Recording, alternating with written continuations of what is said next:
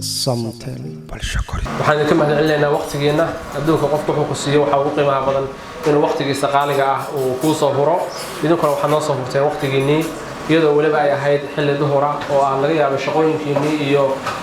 timekiinii aad u qorsheeyeen shaqooyinka ka soo baxdeen oo aad ugu talagalteen waqtiga aan san lahayd inuu yahay iyadana waa sharaf iyo karaamo aan xaqiina ka tirsanayno aan idin hayno waana ku mahadsantiin waqtiga aan siiseen inta kadib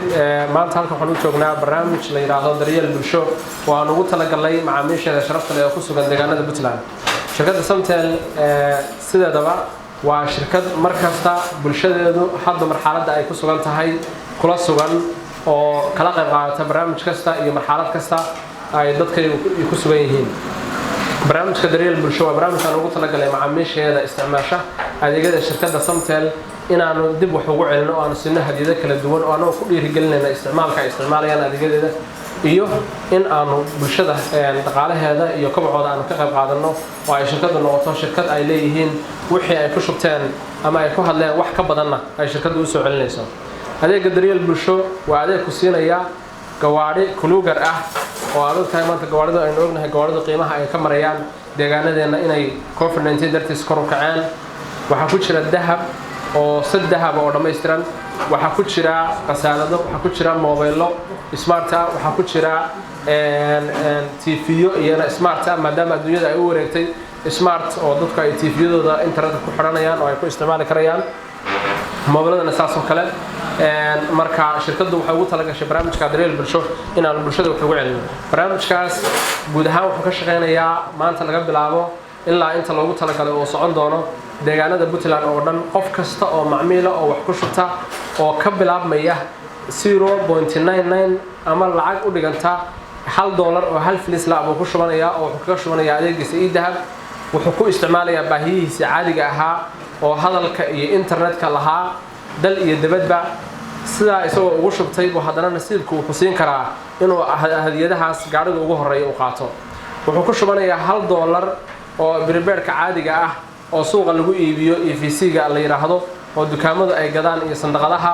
isagana saas oo kale wuxuu ku helayaa isagoo danihiisa ku qabsaday oo iskii ugu shubtay isaguna wuxuu ku helayaa abaalmarinaha aan halka ku sheegnay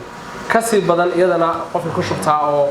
isticmaali jiray $5 $10 wixii internetka uu isticmaali jiray ama hadalka isagana sharciyan buu leeyahay inuu ka mid noqdo guulaystayaasha oo uu rajeeyo inuu ka mid noqdo dadka nasiibka u helaya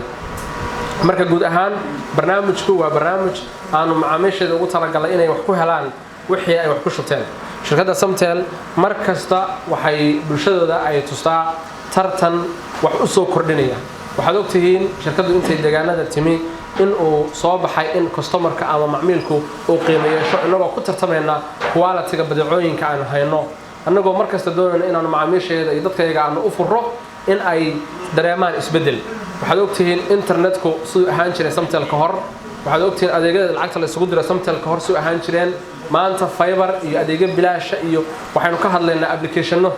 marka iyagana waxa dareemaysaa in dhankaas ay tahay dhanka shaqaaleysiinta iyadana waa shirkad cashuur bixiya oo wax badan waddanka ka qabata markasta waxaan leenahay shirkadda Samtel waxay idin horseedaysaa oo iyada laga bartay iyaduna idin hogaaminaysaa in iyadu bulshada wax ku celiso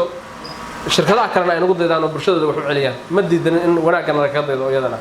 marka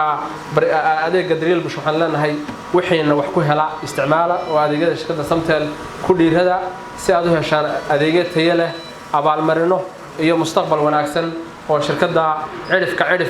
aad maanta ka isticmaali karaysaan adeegyada waxaan leeyahay mar labaad iyo mar saddexaadba waad ku mahadsantiin waqtigeena aadna siiseen barnaamijkan maanta isugu keenana intaas u daaran yahay adeegyadina wax ku hela ayaan leeyahay assalaamu calaykum waraxmatullaahi wabarakaatuh